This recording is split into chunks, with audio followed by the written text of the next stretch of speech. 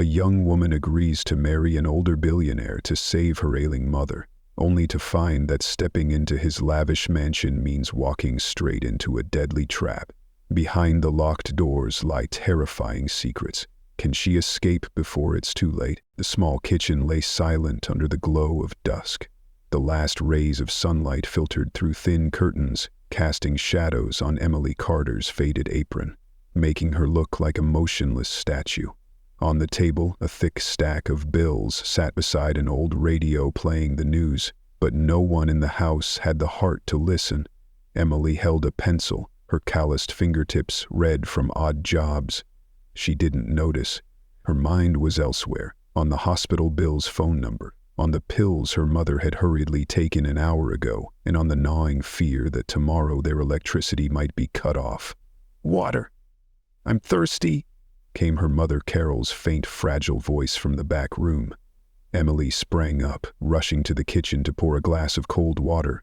She placed it on an old wooden tray and carefully carried it in. Each step felt heavy, as if treading on responsibility. Each heartbeat seemed to calculate next week's medicine, Daniel's tuition, her brother, halfway through his second year of college. "Don't worry, Mom, everything will be fine," she whispered, setting the glass on the bedside table. Carol managed a weak smile, her frail hand grasping Emily's. In those aged eyes there was nothing but helplessness. When the sound of an engine rumbled outside, Emily's head snapped up. A sleek black Cadillac pulled up in front of their dilapidated house. She held her breath. Cars like that didn't come to places like this. Her messy blonde hair stirred slightly as the car door opened, and a silver-haired man in an expensive suit stepped out. "Miss Carter, I'm Richard Blackwell," he said, his voice low and firm. "I'm here to make an offer." Emily stepped onto the porch, her eyes wary. "Who are you?"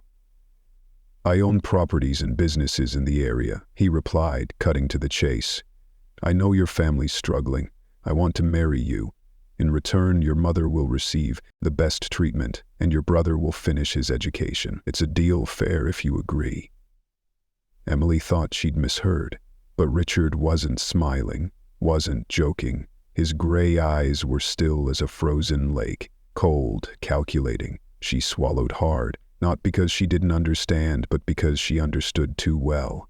He wasn't talking about love or feelings. He needed a wife to legitimize something unclear, and Emily was a convenient choice. That night, when she told her mother, Carol could only shake her head weakly, tears falling with each cough. "I don't want you to live like that." Emily gripped her hand tightly. "But I don't want to watch you die because we can't afford dialysis. If this is the only way, I'll do it."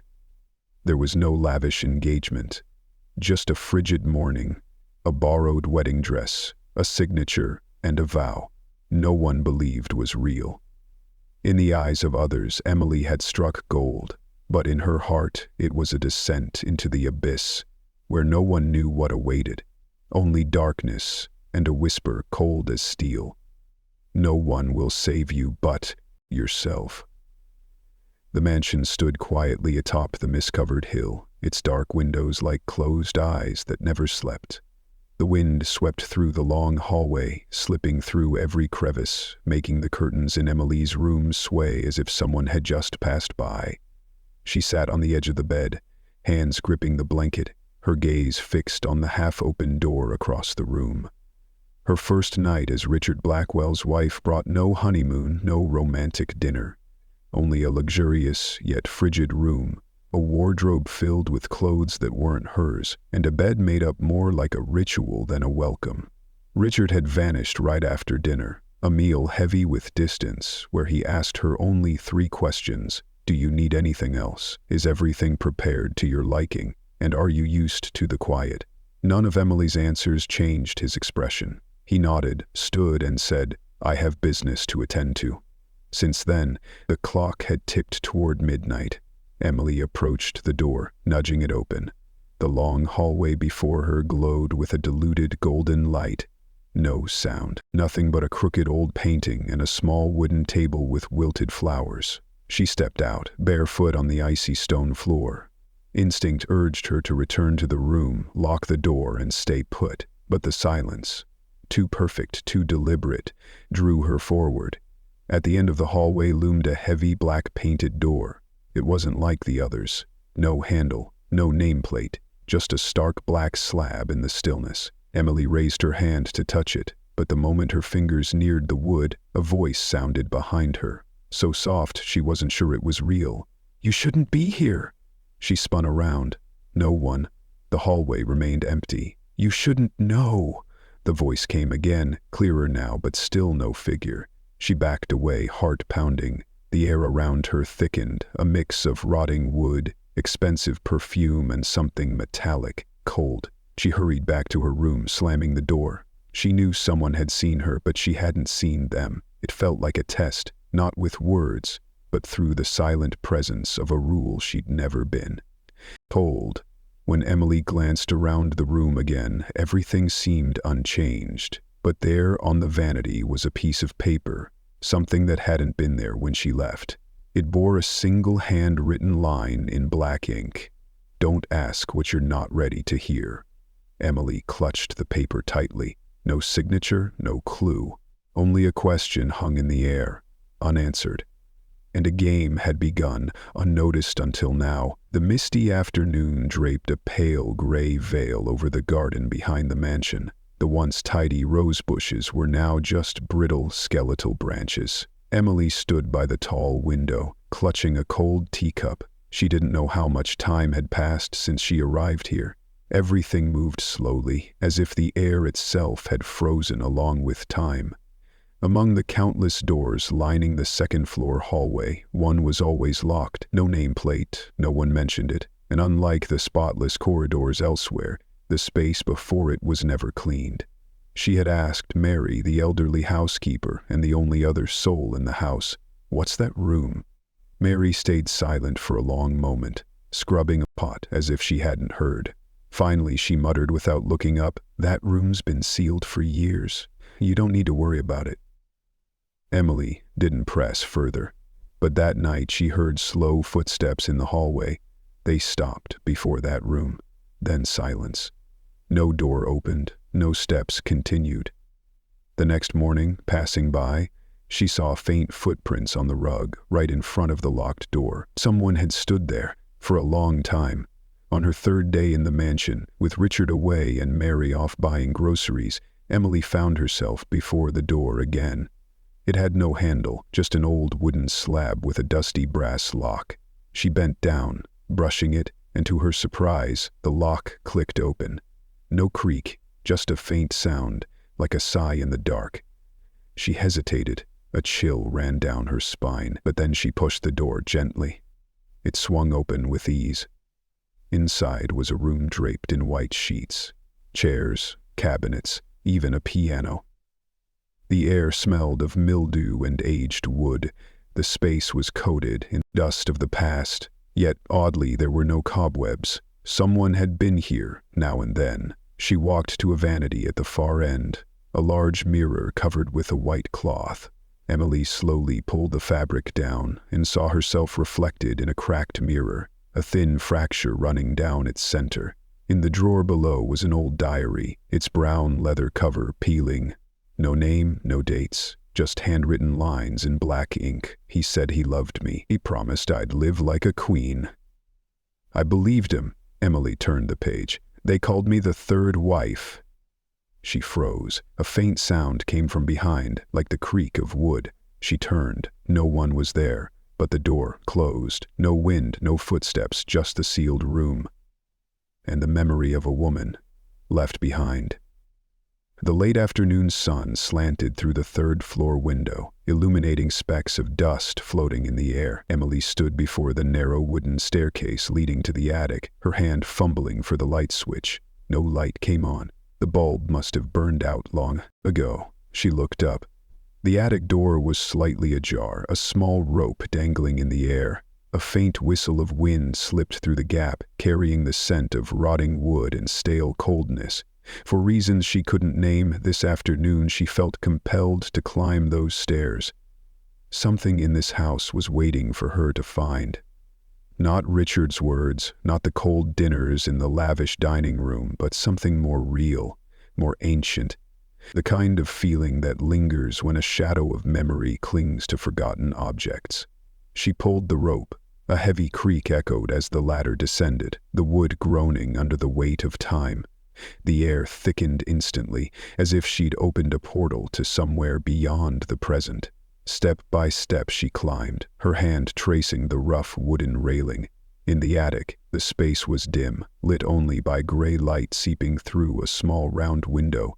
Old trunks were scattered haphazardly alongside tablecloths, cracked bronze statues, and a round mirror draped in heavy cloth leaning against the wall. In the corner sat a brown leather chest, its brass lock rusted. Without much thought, Emily knelt and gently opened it. Inside were stacks of documents, technical drawings, and a bundle of old photos tied with a faded blue ribbon. She untied it, her hands trembling, whether from the cold or a premonition. The photos emerged, black and white, brittle with age.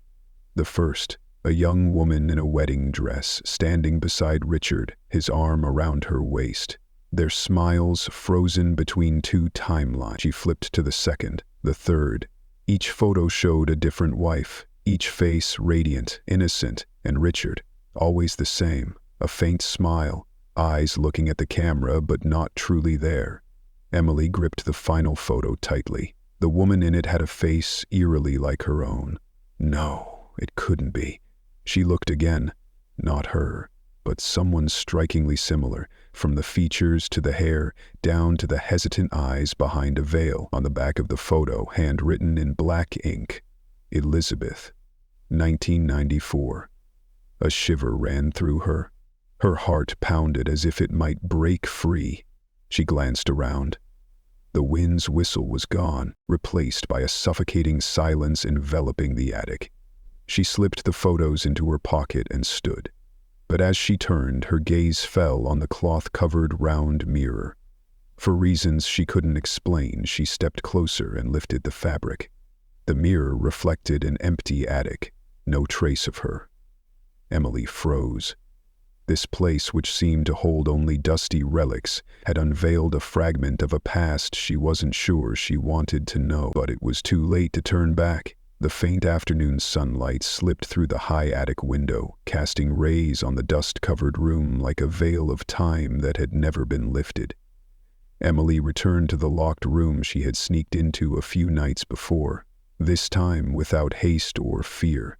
Only a profound silence, as if she were stepping into a place where memories were never allowed to leave. The dark wooden table in the corner remained untouched. On it, a finely carved wooden box, which she hadn't noticed before, lay hidden behind a stack of yellowed papers. She opened the lid. Inside were diaries, their leather covers cracked, carefully arranged in chronological order. Emily pulled one out. On the first page, in soft, slanted handwriting, Margaret, November 1982. She sat down, her hand gently turning the first page. The delicate words emerged like whispers from another world. I don't know what made Richard choose me, but there's something in his eyes. An emptiness no one sees, only felt clearly when you live with him. Emily turned the page. Fragmented entries unfolded like the ragged breaths of someone trying to stay sane in an invisible maze. He controls everything. Time, behavior, thoughts.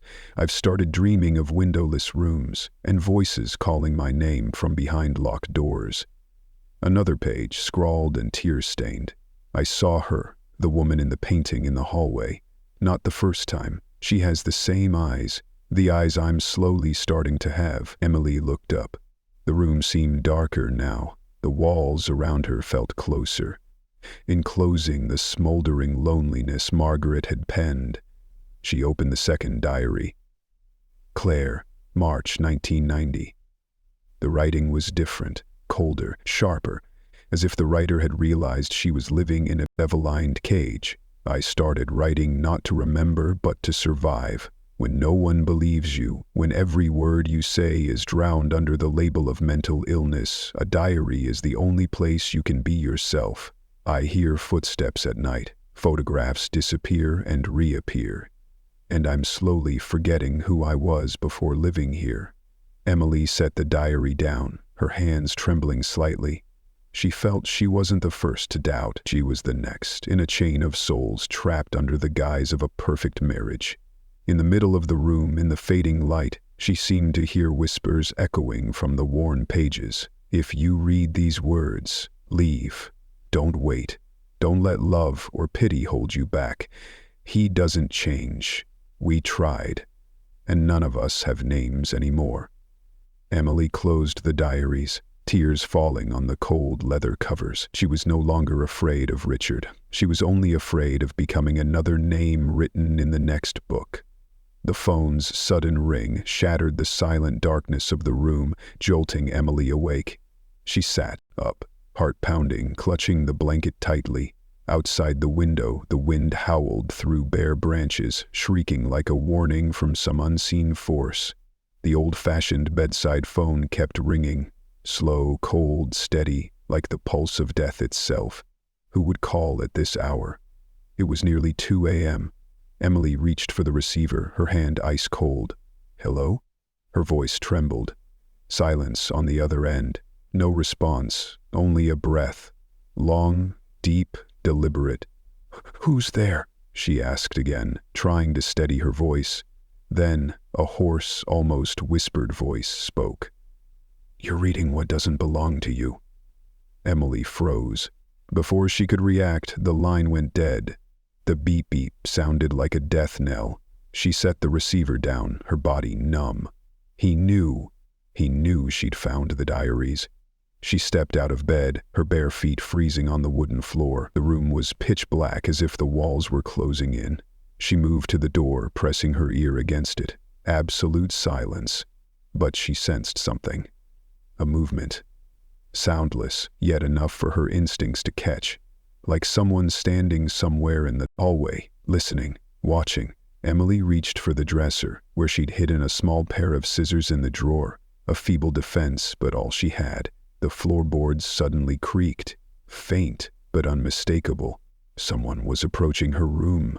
Her heart raced. She quickly turned off the bedside lamp, slipped behind the door, opened the drawer, grabbed the scissors, and gripped them tightly. A shadow passed under the door's gap. It stopped. No knock, no sound, just standing there, waiting, stalking. Emily held her breath, not daring to move. The shadow lingered for nearly a minute, an eternity, then slowly retreated, footsteps fading toward the stairs. Each creak counted down the seconds of her safety. When silence returned, Emily emerged from hiding. She rushed to lock the door, then backed away, clutching the scissors like a talisman. The phone rang again. This time she didn't answer. The device vibrated in rhythm, like the heartbeat of someone drawing closer, step by step, through walls she thought kept her safe. On the table, the phone displayed the caller, private number, no identity, no trace, just a reminder. "I'm here, and I know you know." That morning, faint sunlight threaded through the heavy curtains in the cold kitchen. Emily sat motionless before a cup of tea gone cold, her hands gripping the table's edge as if clinging to the last fragile piece of herself. Sleep hadn't come last night, only the sound of heavy breathing in the hallway, the chilling 2 a.m. call, and her trembling bare feet fleeing an unseen shadow that closed in minute by minute. She couldn't go on like this, alone. She needed an ally. When familiar creaking footsteps echoed from the hallway, Emily knew it was Martha, the longtime housekeeper, coming to prepare breakfast as usual. The door opened and Martha entered, her worn apron hanging loosely, her deep-set eyes carrying the weight of too many nameless years in this house. "Martha?" Emily hesitated, her voice barely a breath. "I need to ask you something."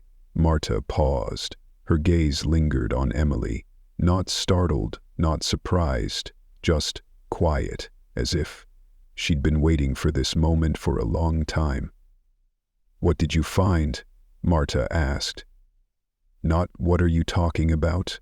No denial, no preamble. Emily was stunned. Her breath caught, then spilled out. I know about the women before. I found diaries, photos, papers. I'm scared. I think I'm next." Martha was silent, a heavy silence, but not cold.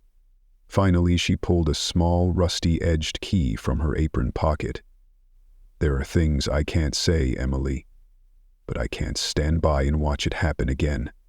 Emily took the key, her hands trembling.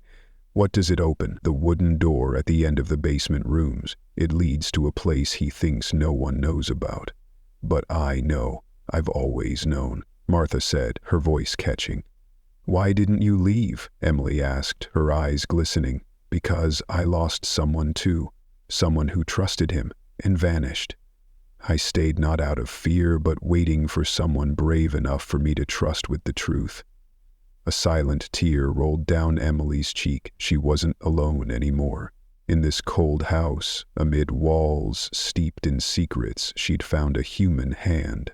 Warm, pained, fearful, defiant.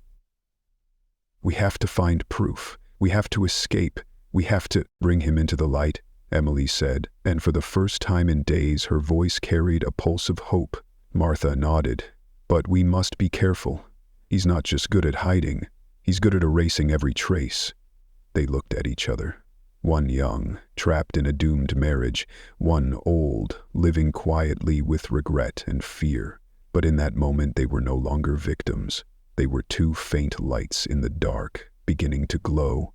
A silent alliance, born of suffering, but alive with faith. The clock's ticking echoed heavily, like a countdown to a verdict. Emily huddled in the corner of the bed, hands clawing the sheets, nails digging into the fabric until they drew blood. The crystal chandelier swayed faintly in the draft, a subtle motion that made the ceiling seem to lurch. Each glint of light felt like a gleaming blade, slicing through the thick air. She hadn't slept, didn't dare. For 3 nights, William hadn't returned at his usual hour, but tonight the black car parked at the gate at 11:43. She heard slow footsteps in the hallway, leather shoes, struck the wooden floor, each step an irreversible accusation. Then, silence. She didn't know what was worse, the footsteps or the silence that followed.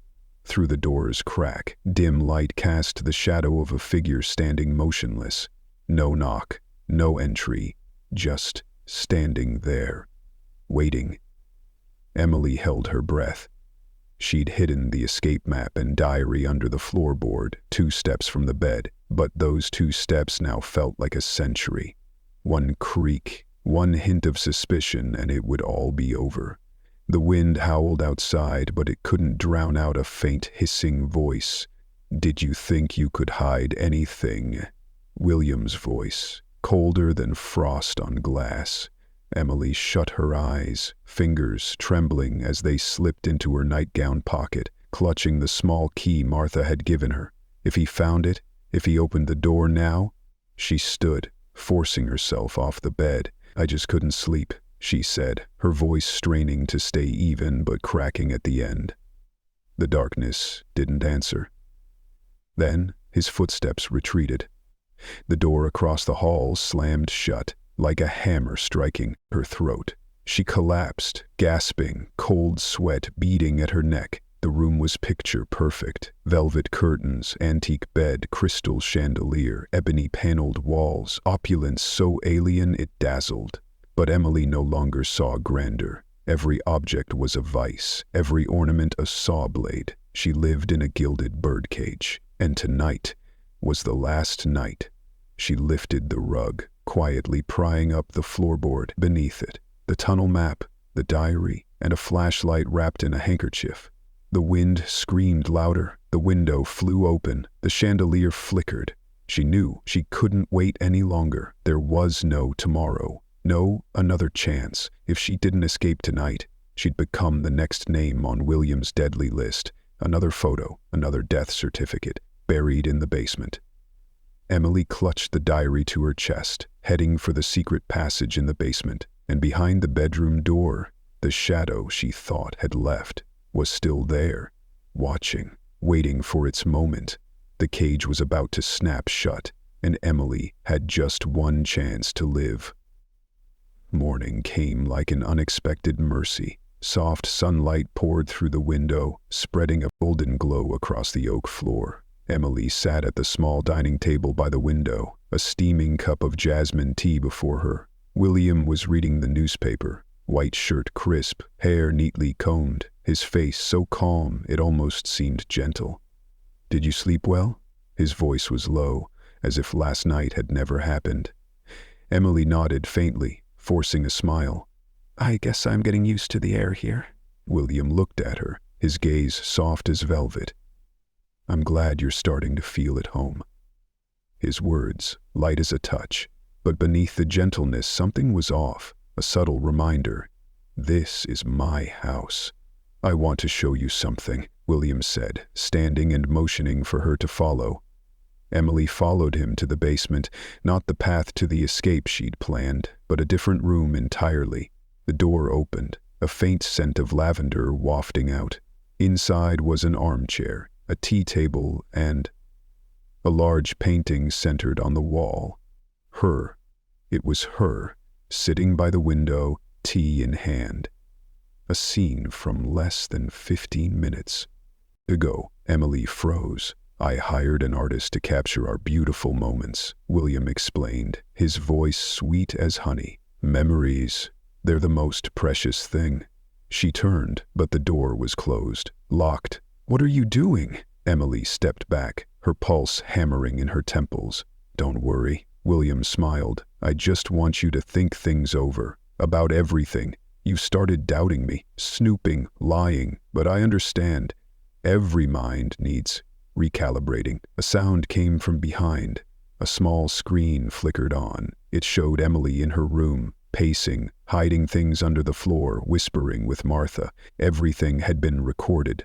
"You thought you were clever, didn't you?" William stepped closer, each slow step like the tick of a clock, pressing against her mind. "You thought this was a game of cat and mouse, Emily. But really, you're just a mouse in a maze I built." Her head spun. The room seemed to shrink. The paintings around her, all of her, crying, afraid, smiling, none included William. Just her, watched. Emily sobbed. "What do you want from me?" "I want you to choose," William said, his voice steady as steel. "Stay forever, or disappear like the others." His eyes were no longer human. They were a mirror reflecting her deepest fear. In her mind, a voice screamed, "This isn't a home, it's a trap."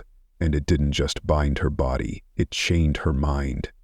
But in that moment, when everything seemed to collapse, Emily realized the one thing William hadn't controlled: her will to fight. The clock struck midnight, the moment Emily cut the final knot under the bed, freeing the small bag containing the harrowing diary and a few essentials. In her pocket, a scribbled map drawn by Martha's trembling hand. The secret tunnel leading out of the mansion.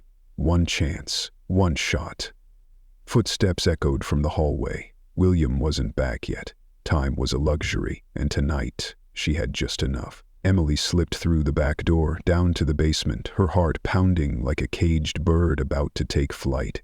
The cellar door opened, cold air rushing in, damp stone walls and a pitch-black corridor ahead. But she wasn't afraid anymore.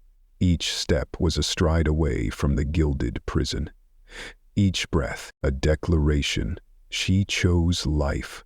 A noise behind her made Emily freeze. A roar. William. He'd found out. Emily. His voice echoed, furious and desperate, as if he were the one betrayed. She didn't look back.